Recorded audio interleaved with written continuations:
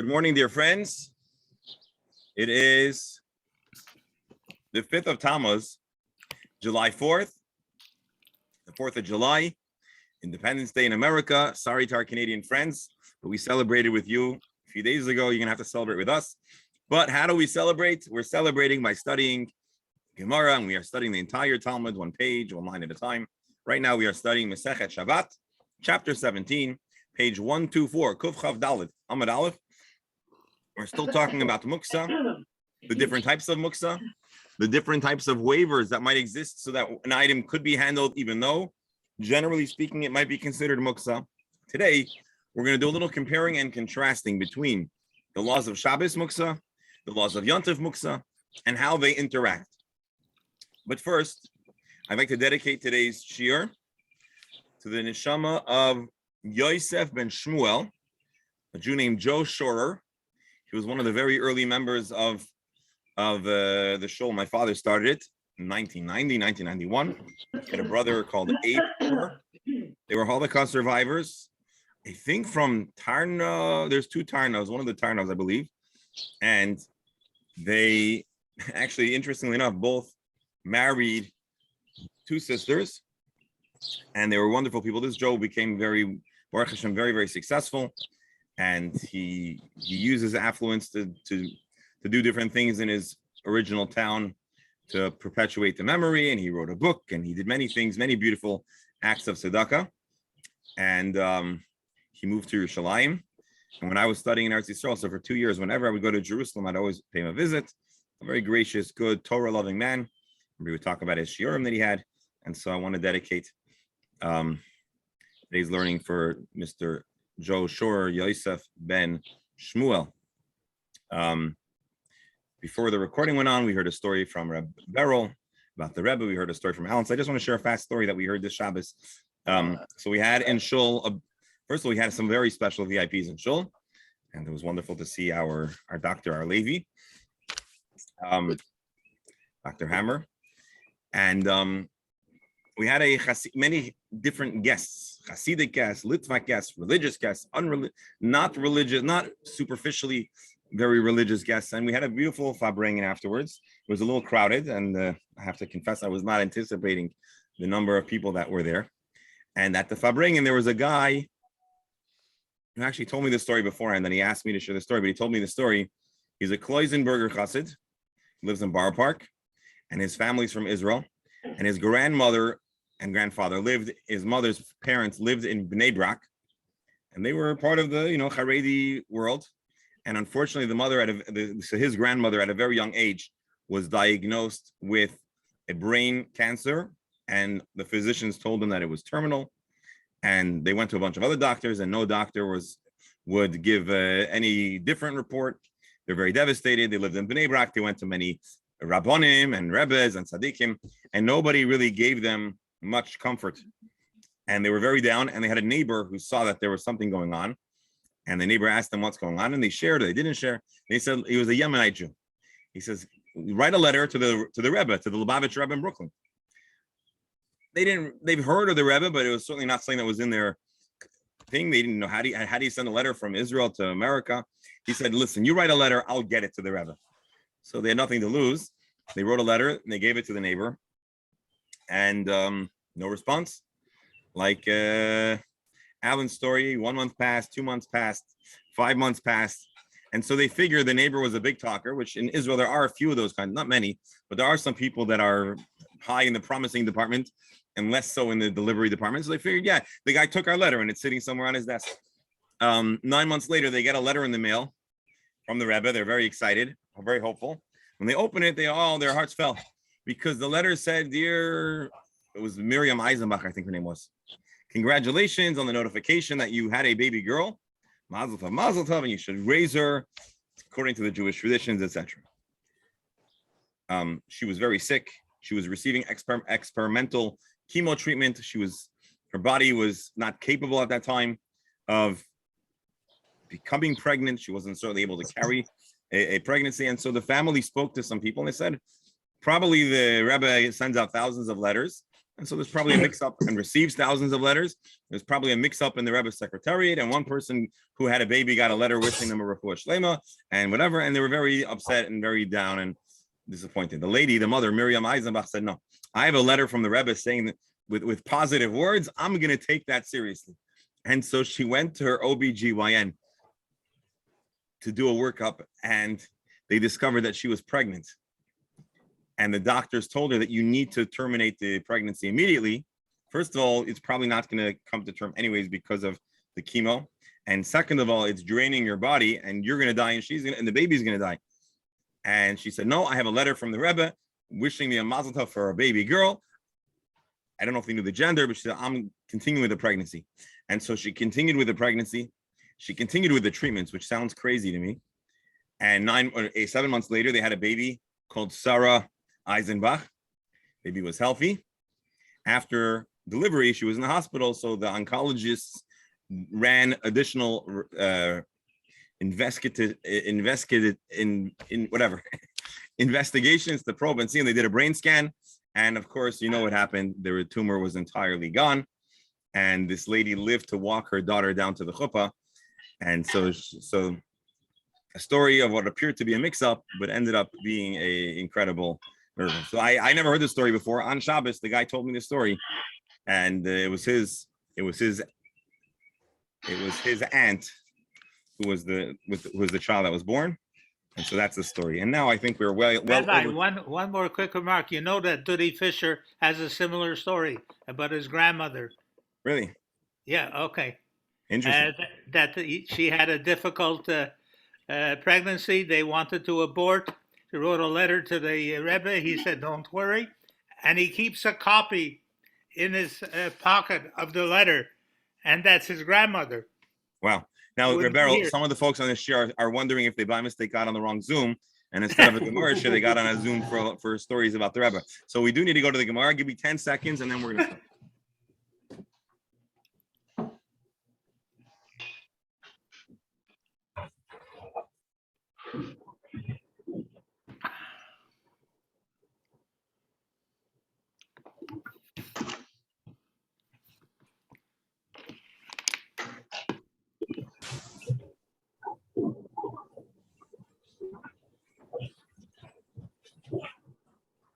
All right, here we go.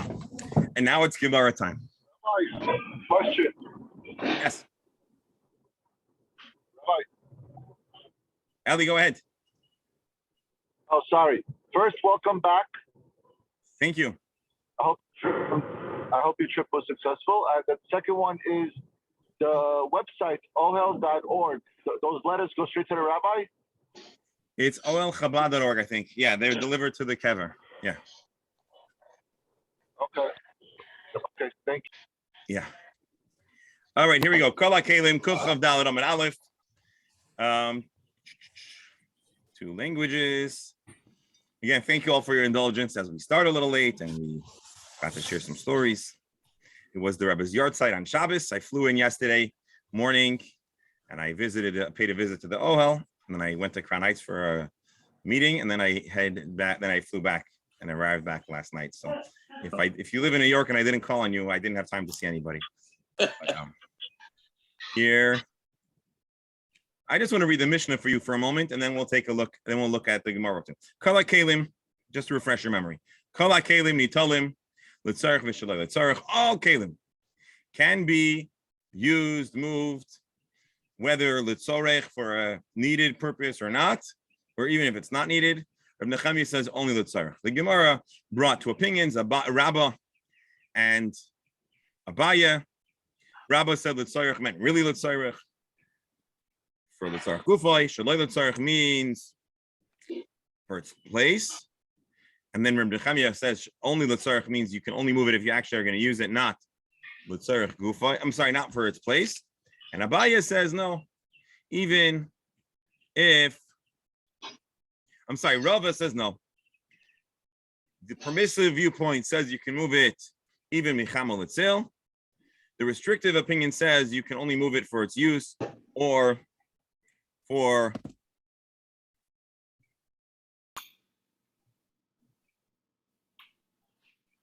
I'm sorry. Rava says Litzorech means Gufay and Mekaimai. Litzorech means you can even move it to the sun. And Reb Nechemia says no. You can move it to use it. You can move it for its place, but you cannot move it to the sun. And the Gemara had a whole conversation back and forth. We asked the question, again, this is what happened on Friday. What about dirty dishes? And we said dirty dishes have a special waiver because dirty dishes are really disgusting. And we had a little bit of a detour. We discussed muksa and if the kelim are muksa and washing dishes on Shabbos and why someone might not wash dishes, etc., etc. I'm just refreshing your memory. Now, the Gemara moves on to ask another interesting question. And this is going to be a question about this is going to be a question to understand exactly what is and isn't muksa on Shabbos. And it seems like it flies in the face of our understanding of the Mishnah previously. Again, the Mishnah that says you can use a keli for its needed purpose. There's a Mishnah which is discussing Yontif. It's a Mishnah in Mesechet Beya. So there's a special Mesechta which is all about the laws of Yontif. It's called Beya Beitza because it talks about the idea of nolad when something is born on Shabbos, and it starts off with a discussion of an egg that's hatched on Shabbos, if it's muksa on Yontif or not. Again, not to get into the intricacies of that discussion, but just to let you know, this is a Yontif text. The Mishnah explains or teaches halacha. Ein soimchen es hakedera. One is not allowed to prop up, support a pot. Bibikas with a piece of wood. And similarly, you're not allowed to use a piece of wood to support a door. Let's read Rashi. So Rashi says the Gemara Beya, which this is from, explains that one similarly may not prop up a door with a piece of wood on Yontif. The reason why Rashi needs to make this comment is because that's not the most simple and literal reading. The most literal reading would be that you can not use a door to support a pot, but that wouldn't make sense. So again, Mishnah says you may not use a piece of wood, a wood chip to support a pot. Today we have a hard time imagining why a flat pot would have an issue being supported on a stove top. But remember that it's possible in those days that both the pots were not steady, or perhaps the surface, the fire that they were in, were not exactly steady, and so one was not allowed to use a piece of wood to support a pot on Yontif, even though you're allowed to cook on Yontif, right? On Yontif, although generally you cannot do any of the malacha you can do on Shabbos, one is permitted to do a whole variety of malacha if it's to prepare food, which you're allowed to do on Yontif. So the teaching is you cannot use a piece of wood, it's muksa on Yontif. So the Gemara asks, this piece of wood, to be Yontov, and Yontif, davar shmalachta leheteru. What you want to do with this piece of wood to help prop up a pot to cook on the fire, this is melachta leheter. This is a permitted use on Yontif. Alma, this Mishnah seems to point to that davar shmalachta leheter, even something which its use is permissible. Bein l'tzarech gufay, whether to use it for its use. Whether you want to have its place asur. This seems to tell us that even though the use is permitted, it should yet somehow be muksa. Our Mishnah says an item that is needed legufai to be used is not muksa. Let's read Rashi. How could you say that cooking is permissible? The lahasaka chazi. The wood can be used to burn the kaima, and it is present, and it has been present. Vika asol taltala, and you're not allowed to carry it. Litzarech gufay lemlacha acheres. You may not carry it to do another malacha. So, what is the primary reason that you'd keep a piece of wood around on Yontif? To burn. This is not its intended manufacturer's. It's not on the label, but you could use it also to support a pot. And we're saying you're not allowed to carry it. One would certainly not be allowed to move something for its place. Umishani Hasam Taima. The Gemara explains, Kivan de Shabbos Aser, being that on Shabbos it is muksa, the Bekas b'Shabbos melachta le'Iser. Its entire use on Shabbos is prohibited. So Yantiv Nami Aser, it should also be prohibited on Yantiv Gzeira Yantiv Ata Shabbos. Because it's permitted on, because it's prohibited, because it's Muksa on Shabbos, it should become Muksa on Yantiv. That's what the Gemara is going to explain, and there's going to be a dialogue back and forth. So just to recap, the Mishnah says you're not allowed to use a piece of wood, which on the manufacturer's label said it's for firewood. You may not use it, you may not handle it so to support a pot, indicating that even something that has a permitted use would be considered Muksa. Yeah, Gemara but on explains. Yantiv, you could add it to a fire. On Correct. Yantiv, piece of wood. Correct. On Yantiv, if you want to cook Correct. the cooking something, you need the wood. You can Correct. use the fire, you can add it. Correct. So here we have an instance. Here we have an instance where to do something other than its primary use, although it's permitted, it might be considered muksa. That's the question that the Gemara is asking. So the Gemara answers, Hasa my taima. Why is this piece of wood considered muksa? Although we taught in our Mishnah that on Shabbos you're allowed to handle something, even if its primary use is prohibited. You can use it to do something permissible. Remember hammer? The hammer for a permissible use. Hasa my taima kivan di b'Shabbos davar shemalachtoi le'isruhu. Being that on Shabbos its use is entirely prohibited, meaning the thing you want to do on Yontif, on Shabbos it is prohibited. Gezeira Yom Tov Ater Shabbos. Therefore, it is considered muksa with a gzeira. Although reason would say that on Yontif there's nothing wrong, because it's muksa on Shabbos, we make it muksa on Yontif too. That is what our Gemara is saying. The Gemara is not done yet. Yeah. What? And you could, because normally if you're cooking on a fire, you could add wood to it on Yantiv, if you needed it. On Shabbos, you cannot cook it. Not Shabbos, on Yantiv. I know on Shabbos. So they're making. On Shabbos, there's no permitted use, and therefore it is No, entirely Shabbos, muksa. sure not. Therefore, although on Yontif it is permitted to be used, it is nonetheless considered muksa. Says the Gemara in explaining this Mishnah. We're not done yet. We're still probing this. We're still going through the exercise. Gemara continues. V'chitema. Maybe you'll propose what I think maybe Mark was saying. Shabbos gufei tishtari. It should be permitted even on Shabbos. You know why? The hadavar shemalachtoi le'isr. It is truly something that what you do with it on typically is prohibited. Even something like a hammer, which is used on a construction site, can be used to crack nuts, can be used to move so that you'll be able to sit on the chair with the hammers. So certainly this piece of wood, even on Shabbos, would be allowed to be moved for a permissible use. So why in heaven's name are we prohibiting its use on Yom Tov? And here's where we get to the bottom line.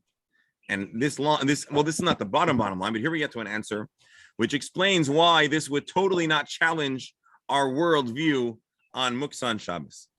Here you go. Hanimili. When do we say that something that its use is prohibited can be handled? Hanimili hechadeka toiras kli alav. That's only when it's classified halachically as a vessel, as a kli. Hecha, the leka, toiras kli alav. But a raw, unfinished, unpolished, non-receiving piece of wood, which is not considered a keli, it's not considered a vessel, loi is not allowed to be handled even for a permissible use because it's not a kli. So all of the framework of permitting functional, non-functional fixedness, functional flexibility. Doctor, did I say it right? You got it reversed, but So functional fixedness doesn't belong in our conversation. Even when there is flexible, even though there's a flexible use for an item, and when you have that flexible, or when we view it as available for multiple uses, and therefore we said on Shabbos it is not muksa, that's only when it's a kli. But when it's a raw piece of something, golam, unfinished, unformed, not a keli, if its primary use is not permitted on Shabbos, then the whole thing becomes and remains muksa. And that is the true truth about why we do not extend the licenses that we said in our previous Mishnahs to this piece of wood. Something that malachta v'heter, something that is entirely lichatchila permitted, that would not be muksa, even if it's not a kli. And therefore, on yontif, hypothetically, this wood should not be muksa, and that's where the gzeira comes in. Because on Shabbos it's not a kli, because on Shabbos its primary use is prohibited, and therefore on Shabbos it is absolutely muksa. Therefore, we make a gzeira and prohibit it on yontif too. And this doesn't mess our worldview on, or our Mishnah's view on muksa on Shabbos and the permissibility to use something that is even if its primary use is not allowed on Shabbos. So now the Gemara is going to ask a question. Okay, we figured it out. What did we figure out? That a Mishnah in Beya describing yontif says that a piece of wood is muksa. Why is it muksa? Although its use on yontif is permitted, because on Shabbos its use is prohibited. And being that it's not a kli, it is entirely muksa. It is entirely set aside and not conceivably available to our use.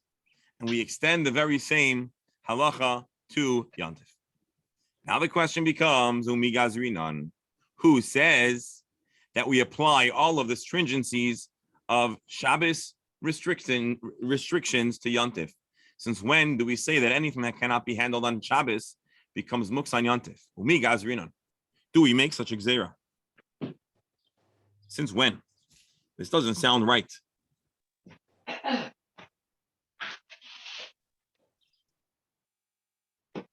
V'atanan, we have a Mishnah which clearly indicates otherwise, that you have something that can be done on yontif, even though it can't be done on Shabbos. What's that example? Mashilin peiros derech aruba b'yontif. You're allowed to let down fruits from the roof through a skylight on yontif avoloi b'Shabbos. Rashi, behed yitnan. There's an explicit Mishnah that says avoloi b'Shabbos. You may not do so on Shabbos. What are we describing? Peiros hashtuchim alagag. The way it used to work in the olden days, and maybe today too, is you had fruits and you wanted to give them a longer table life, and they'll otherwise they'll rot right away. And so they would dry them out in the sunlight. They'd spread it out on the roof, liyavshan, to dry them out. And there's a big problem. It's about to rain, and when it rains on your drying fruits, the opposite effect happens. They become rehydrated. So what do you do on yontif? Mashilon la'oretz derech arubas hagag. You're allowed to let them in through the roof. It's not a true hassle. They fall through. Alma, we see we don't make a gzeira, something that is permitted on yontif, but not on Shabbos. And we don't say, oh, it's not allowed on Shabbos. It should therefore be prohibited on yontif.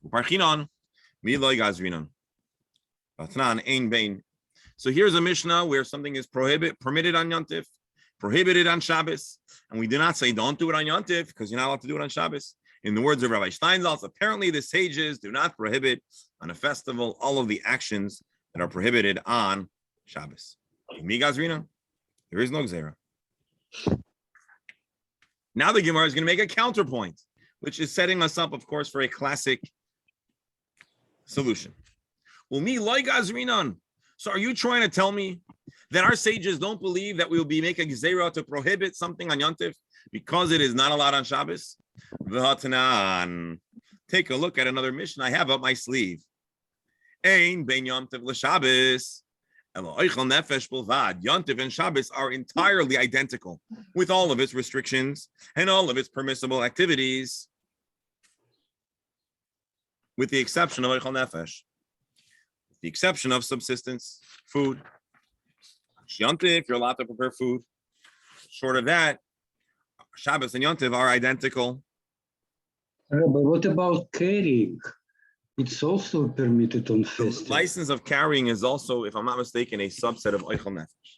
Yeah. What about smoking? I believe there's also, well, first hold on. This is not, let's hold off. That's always that, sir. The Gemara is not done. The Gemara is not done. We're in a moment in time. So I don't want to, but carrying, I believe, is a subset of, in this instance, of Eichel Nefesh. But Professor, your question stands. Why do we extend it beyond food? So we'll see. What's going to be born out of this Gemara is clear, is that not everybody agrees that it is absolutely so. But let's take a look.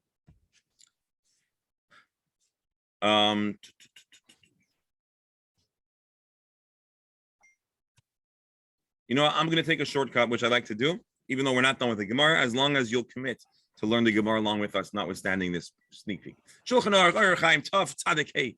This is Siman 495. Eiza Malachos Asurim B'Yontif. The question of what are the prohibited Malachos and Yontif. So please read along with me, just so we have the Halacha L'Maisa. Kol Malacha Asura B'Shabbos. Any Malacha that is not allowed to be done on Shabbos, Asura B'Yontif, is equally prohibited on Yontif. Chutz, with the exception of Meleches Oichel Nefesh, the activities that are Malacha to prepare food. Chutz Mehaitza, and with the exception of carrying, V'Havara, and fire, which, by the way, that answers already, just at least as a matter of halacha l'maisa, the question that the professor and the doctor asked. Your question, however, remain in the higayon, in understanding why. Similarly, anything that would help lead to and prepare food, assuming they could not be prepared beforehand.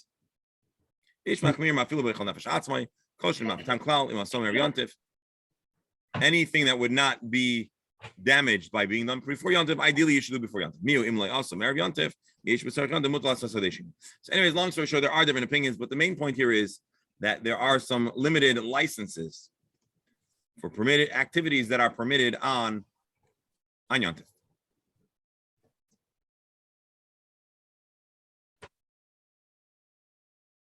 I don't see a heter for smoking there. Yeah, you do. Havara, lighting fire. So if there's a lit fire on Shabbos. No, not on Shabbos, on Yontif. Although these things may not be done on Yontif, on Shabbos, they may be done on Yontif. Cooking, carrying, and fire. I thought you could only transfer fire for Eichel Nefesh. You couldn't do it just randomly.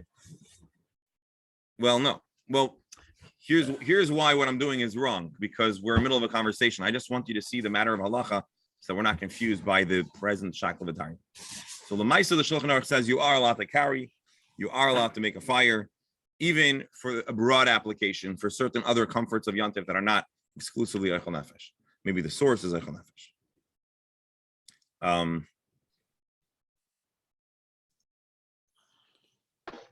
Hang on 1 second, and we're going to go back into the Gemara.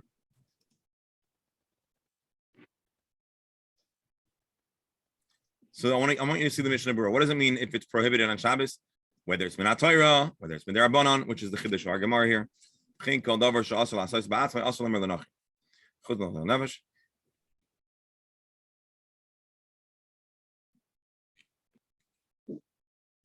Anyways, okay, now we'll see the Gemara.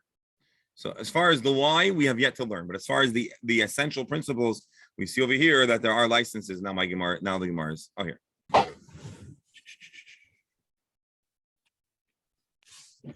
So back to our Gemara. We had a Mishnah, which seems to contradict our Mishnah. Our Mishnah says you're allowed to handle muksa, even if its primary use is prohibited, so long as you're doing a permitted use. Shabbos says no. I'm sorry, a Mishnah about Yontif, a Mishnah from Meseches Beya says on Yontif, you cannot handle something that is prohibited on Shabbos. You cannot do it on Yontif. And now the Gemara asks, do we make a gzeira between Yontif and Shabbos? We have evidence that you don't.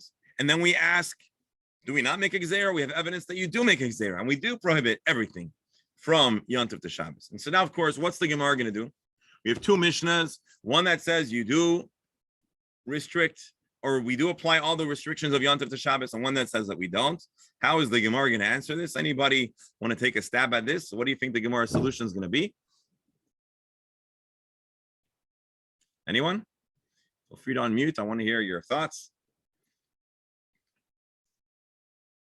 Of course, we're going to uncover that there may be a multitude of voices in the Mishnah. And maybe one Mishnah is expressing the viewpoint of one sage of the Mishnah, and the other Mishnah is expressing the viewpoint of another sage of the Mishnah. And so this is a classic solution that can be used when there is an apparent contradiction between two texts. And that's going to be part of what we're going to do right here, right now. We're going to attempt to say the two Mishnahs reflect two different Mishnaic, Tanaic opinions. Rav Yosef gives his solution. Like Kasha, these are not two contradictory texts, because Har Rabbi Lazar, Har Rabbi Yeshua.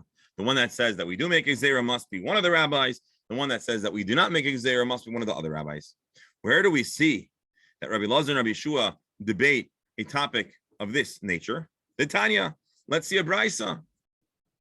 We actually saw this brisa previously in our Gemara. God forbid, a mother animal that's kosher, let's say a cow, and its child fell into a pit. Can you save them from the pit on Yontif? Remember this? Rabbi Elazar, what does Rabbi Elazar say? You can take out the first animal to shecht, and indeed you may shecht it. Maybe you should shecht it because you have to justify your act of removing. Again, this is on Yontif. I'm sorry if I didn't clarify. Like when we learned the last time, this is Yontif. So on Yontif, two animals fall into a pit. So you take out the first and you shecht it. And then you could slaughter it, meaning it's really not muksa. V'hasheni, but what about the second animal, whichever one it is? You bring the animal food in the pit, you do not take it out.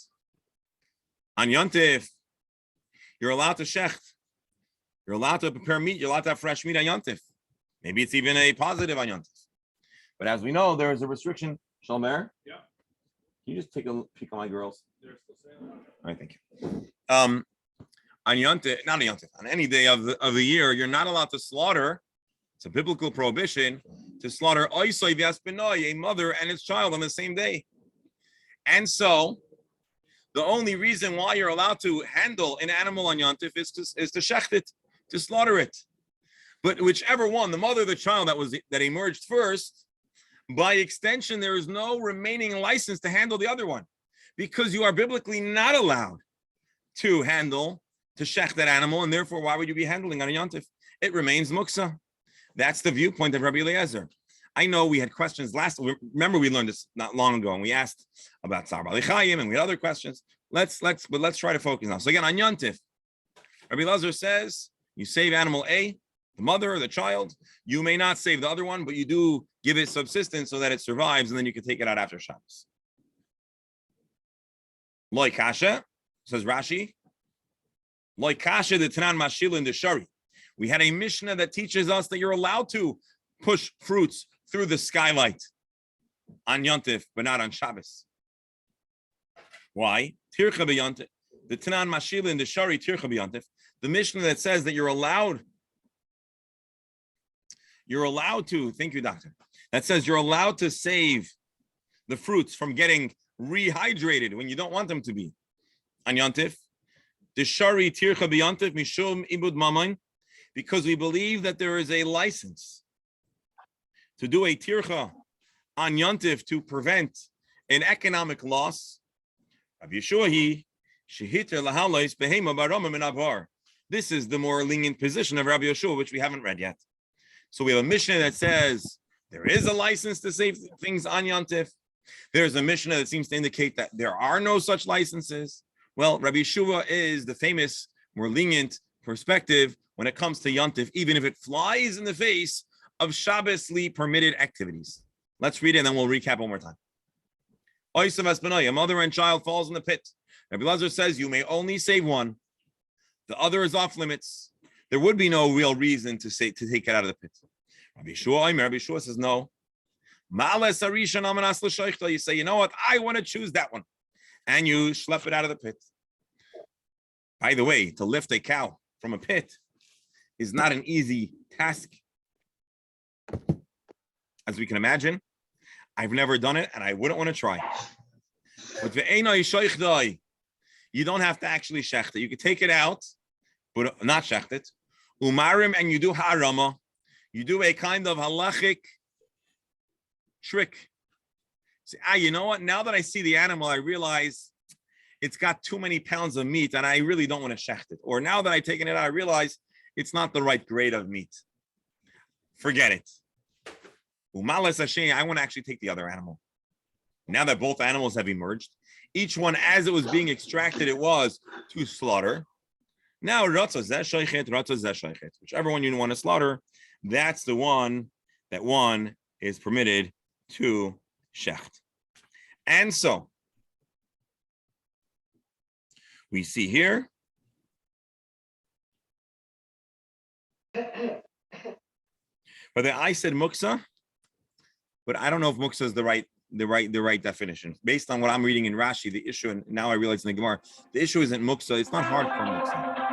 The issue is a person is not allowed to overly exert themselves. You see, tircha b'yantif. So generally speaking, a person cannot expose himself to an excessive tircha. And so that appears to be the reason why one would not be allowed to remove the animal that you're not going to shecht. If you're doing to shecht, you're allowed to do a tircha, but just to do a work, to schlep an animal, one apparently is not permitted. Here, again, do we permit tircha for ibud mamain on Yontif? That seems to be the case. You're allowed to push the fruits through the skylight to escape the rain. But we have another text which says there's no difference between Yontif and Shabbos unless it's Eichel Nefesh. And so we say, yeah, Rabbi Shua is more lenient. Rabbi Shua is the one who says that there are some other leniencies. And Rabbi Lezer says, no way. You do it on Shabbos, you do it on Yontif. You don't do it on Shabbos, you don't do it on Yontif. How Rabbi Lezer? See, Tosfos had a different girsa. A slightly different girsa, I think. No, maybe not. Let's read Tosfos. Ha'ida ein bein, when he says that there's no difference between Yontif and Shabbos. Afal gav the perikam and the Megillah, although in Maseches Megillah, like kinon Allah, hala'ingin machshiri oichel nefesh zevaz hashavim. When it comes to, and this we saw in the Shulchan Aruch, when it comes to all the matters of preparation, everyone agrees you're allowed to. The Kamar says, like Rabbi Yehuda, like Rabbi Lazar, sure like Rabbi Yehuda.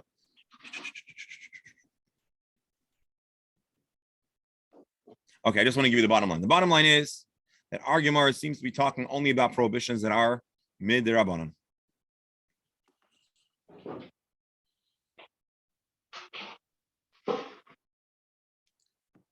Our Gemara, the Chiddush of our Gemara is talking about things that are the Rabbanan. And so the fruits and the animals are both in the Rabbanan domain.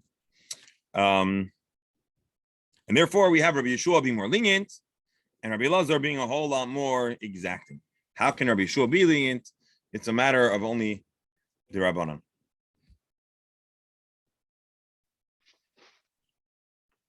Not everyone's going to accept the answer of Rabbi Yosef. Mimai, how do I know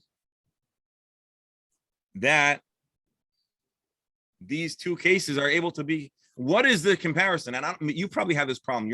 Everyone's being very polite today. I guess July 4th, but there is not a perfect analogy between there is not a perfect analogy between our question about, let's call it muksa, the fruits, and the case of the animals. Except for actually Rashi does make the analogy pretty good. Rashi says it's all about tircha. So in that sense, Rashi makes them sound like they're the same. But let's see the Gemara. Mimai, how do I know that the two cases compare? Dilma, maybe Adkan like Rabbi Lazar, Hasam. Maybe the only reason why Rabbi Lazar is so machmir is the loy Hasam elo de efshir b'parnasa. Rabbi Lazar maybe is only machmir because you don't have to take the animal out of the pit. If the animal stays in the pit, you can throw it food and the animal will manage for the next 7 hours, however many hours are left of Yontif. But maybe in a case where there would be no option, Rabbi Eliezer too would differentiate between Yontif and Shabbos. And if that's the case, we're still left with a Mishnah we don't understand that says Ein Ben Yontif L'Shabbos. Mimai Dilmad Kam Lekam Rabbi Lazar. Maybe the only reason why Rabbi Lazar is strict here, the only reason why he doesn't let you save an animal. We had this exact same Gemara previously. I hope you remember. Eladaf Shebe Parnasa, because there's an alternative. You don't need to take the animal out of the pit. You can bring the food to the pit. But maybe if there was no alternative, Rabbi Lazar too would be lenient, and Rabbi Lazar too would say, Yesh Bein Yontif L'Shabbos. You couldn't do this on Shabbos, but you could do it on Yontif, forcing us to look for another solution between the two Mishnahs. Inami, another way to show how our Brisa here is not a good explanation for the two contradictory Mishnahs, two Mishnahs that are Bistira. One Mishnah saying that you can do things on Yontif even though you can't do it on Shabbos. Another saying absolutely not. Inami, maybe we'll say the problem is with Rabbi Yeshua. Maybe the only reason why Rabbi Yeshua permits an activity that would not be allowed on Shabbos but is allowed on Yontif is because he deploys harama, trickery. And what does the harama do? The harama turns both animals into tzoyrech oichel nefesh. It turns both animals into Yontif food. And when it's Yontif food, what do we say? That you're allowed to do. Rashi, the Afshir Barama. The mechsid kemanda avil tzorech Yontif. The appearance is that all he's doing is fetching the next animal, so he should have some delicious roast or brisket on Yontif. Gabi mashil in the lake harama. But in the case of the pushing the fruits through the skylight, which there is no harama, later aloi, maybe he would not permit it either. Elomar Papa, how are we going to resolve two very, very contradictory Mishnahs? Ein bein Shabbos liyontif elo oichel nefesh. There is no difference. Whatever is asur on Shabbos is asur on Yontif. And the other Mishnah which says, you've got a license, throw the fruit through the skylight, which is not allowed on Shabbos. Loi kasha, another answer. We're not going to seek another formula to manage the difference of the two Mishnahs. We're going to use the same principle, two different authors. We just cannot say that it's the difference of Rabbi Yeshua and Rabbi Lazar because we have no evidence that they would not agree. Papa gives a different answer. He disagreeing with Rabbi Yosef. Loi kasha. Here's the answer. Habe Shammai, Habe Hillel. One Mishnah expresses the viewpoint of Beis Shammai, one of the important authors and authorities of the Mishnah, and the other, the perspective of Beis Hillel. Where will we find that the opinion of Mishnah A, the opinion of Mishnah B, the opinion that says that Shabbos and Yontif are almost identical, and the opinion that seems to say not so? Where do we see that would be Beis Shammai and Beis Hillel? The Tanan, here's a Mishnah which teaches us the perspectives of Beis Shammai and Beis Hillel. Beis Shammai yoimrim, Beis Shammai say, Ein moitzin es hakatan, ve'es halulav, ve'es hasefer Torah l'reshus harabim. Someone asked about carrying, I think Mark. So this is going to help inform your question. Shammai says you're not allowed to carry a child or a lulav or a sefer Torah in a reshus harabim in the public domain. Let's read Rashi. Haisa shaloi letzorech, unwarranted, unneeded carrying.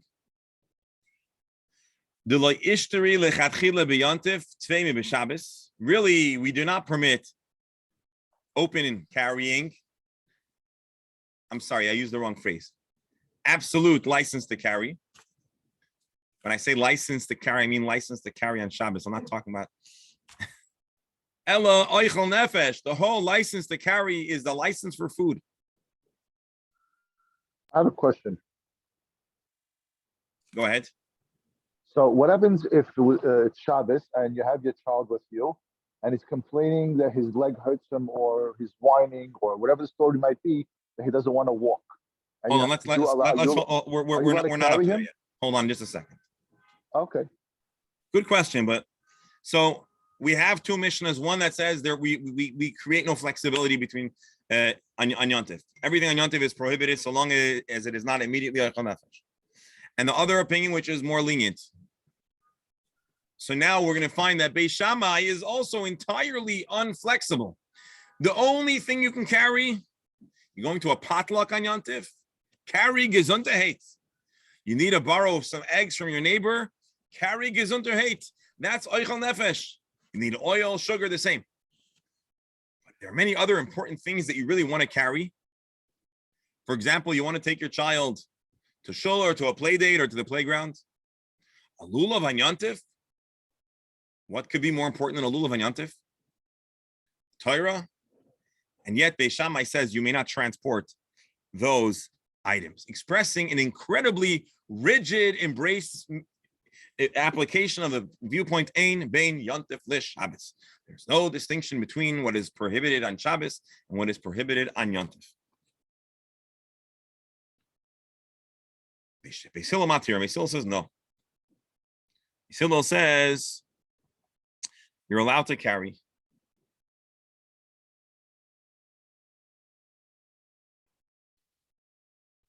Beis Shammai explains.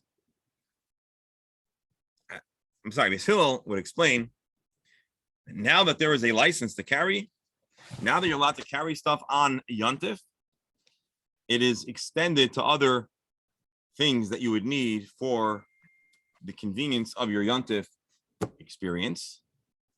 Let's do the same thing that I keep on saying I'm not going to do again.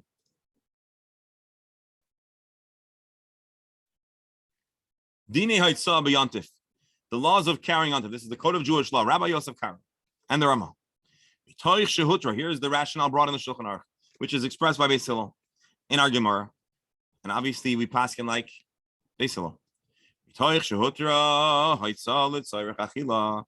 Once Chazal clarified that you're allowed to carry on yontif to be able to have and eat food, that license was extended even to not entirely urgent matters of carrying. What is the instance of a not urgent? You can cut on lulav sefer Torah v'kelim. For example, a child, a lulav sefer Torah. All these things are things that you actually need. It's not just random carrying, but it's not essential for eichel nefesh. Rama explains hatzrichim like sas, things that you need to have some. You need to have some need for it. Or something that you don't want to have stolen. So on Yontiv you can carry. The Beis Yosef has a more tight definition. The Ramah conveys an even more flexible definition. You shouldn't just randomly carry around something for no reason, but as long as there's some purpose. But one may not carry around stones. You're allowed to play with a ball. Let's not get into the definition of this ball because there are certainly balls that you cannot use on Yontif, but you can carry something in the Rosh Hashanah for play.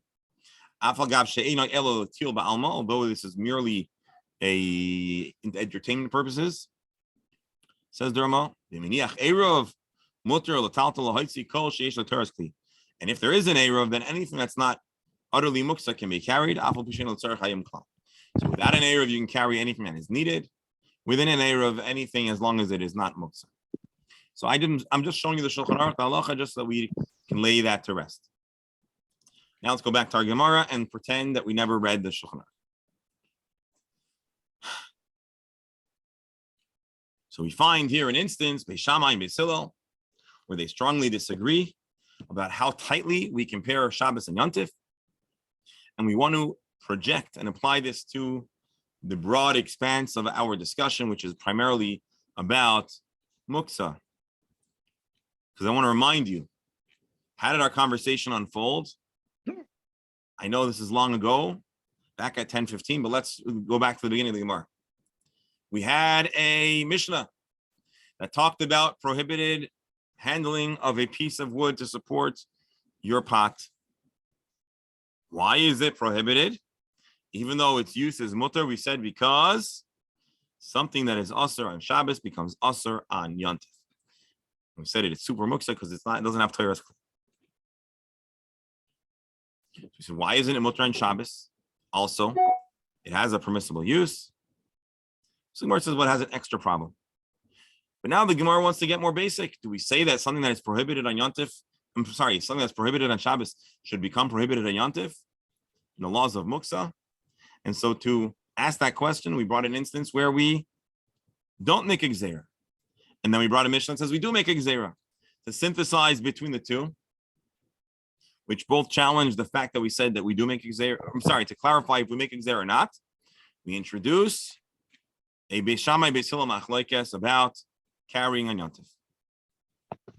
Now we have two Mishnahs, one that says we do make Xer, one that says we don't make Xer. One is Beis Shammai, one is Beis Hillel. And by extension, we should probably be allowed to carry this piece of wood on Yontif. So Gemara says, Amor the Shabbos Beis Shammai yortzeit. I understand that Beis Shammai weighs in on the subject of carrying. I can't deny it. But Tiltul mishamas lahu, does he weigh in? Does Beis Shammai give us a perspective on the laws of Muksa? Mash for Yontiv l'Shabbos. So when it comes to Muksa, we also treat Yontiv and Shabbos identically. Tiltul guf. So how do we know that we can apply this paradigm, this explanation of Beis Shammai to our Gemara?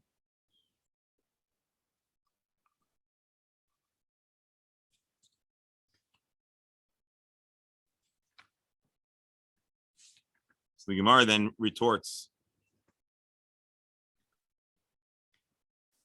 Tiltul gufei.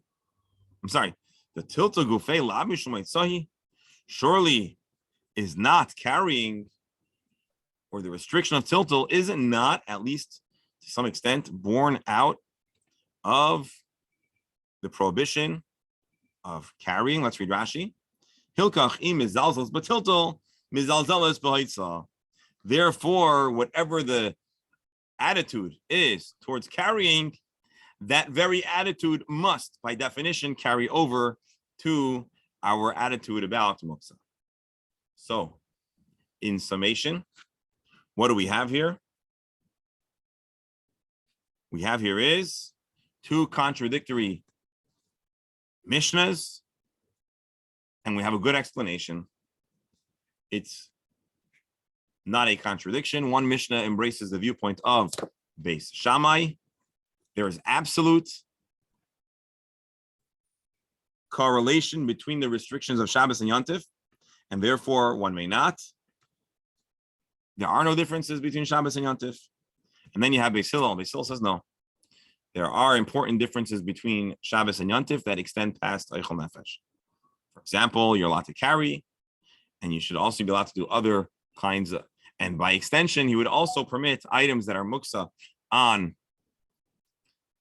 Shabbos to be carried on Yontif.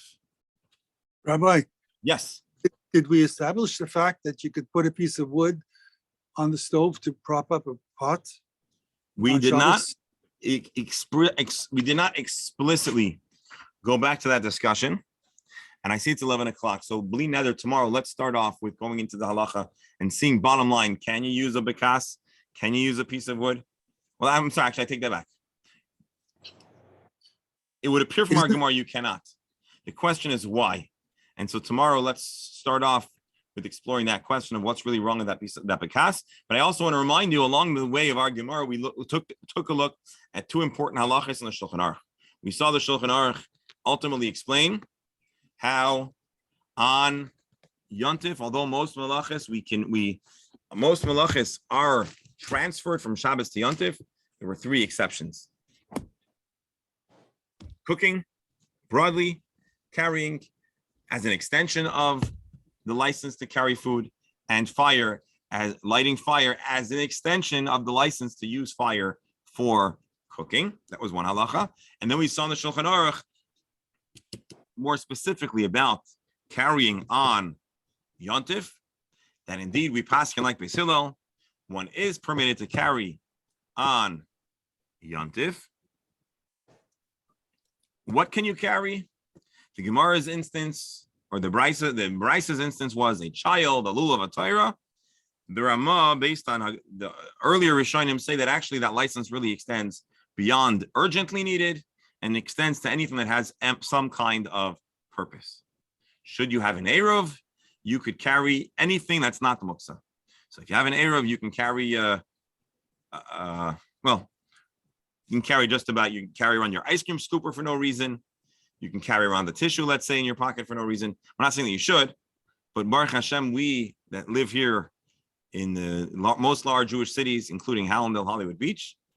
Hypothetically, on Yontif, with an Erev, you can carry just about anything. So let's close with one trivia question. If I'll ask you a question, is there any contribution? Is there any significance to the existence of an Erev on Yontif? And until this Gemara, until this year, maybe you would have said no.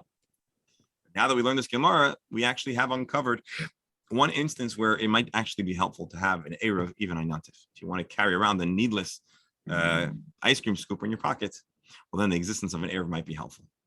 My dear friends, I want to thank you for joining us today on this Gemara. This Gemara was easier than some and harder than others. And I'm grateful that you stuck it out. And thank you for being here. With Hashem's help, tomorrow we'll continue. Let's close on by mentioning the neshama of Yosef ben Shmuel and a prayer that Hashem bless these United States of America and their residents with peace, prosperity, ava, v'achva, shalom, v'reyus. Somehow society should find a way to reclaim its harmony, and the United States should truly be united, and our people, Klal Yisrael, and all the residents and citizens of America should be blessed with prosperity, peace, and freedom. And the Rebbe, among other great tzaddikim in America, would frequently reference the need for a Jew to have great gratitude for the opportunities and the attitudes that America extends to the world, and the many, many gifts that America has done and afforded to the Jewish people among all immigrant societies that came to America. And again, we pray that all those good things should continue. Again, wishing only the best for these United States of America. L'chaim, l'chaim. I hope you'll enjoy this July 4th. Looking forward to seeing everybody tomorrow. Gesundheit and Freilich. Thank you all for indulging as we went over a few minutes. Have a wonderful day. Good.